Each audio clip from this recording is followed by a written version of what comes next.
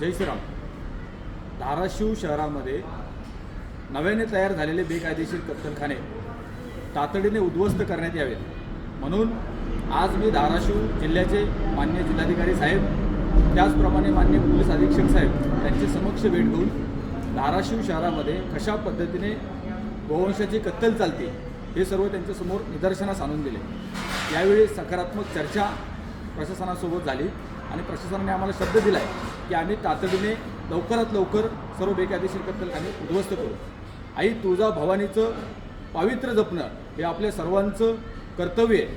माझी धाराशिवकरांना विनंती आहे की आपण देखील गोवंश हत्या मुक्त धाराशिव करण्यासाठी सर्वांनी या मोहिमेमध्ये सहभागी व्हावं. आई तुळजाभवानीची शपथ घेऊन सांगतो की धाराशिव शहरातील सर्व बेकायदेशीर कत्तलखाने मुळासकट नष्ट केल्याशिवाय शांत बसणार नाही. धन्यवाद. जय श्रीराम. जय गोमाता. जय भवानी.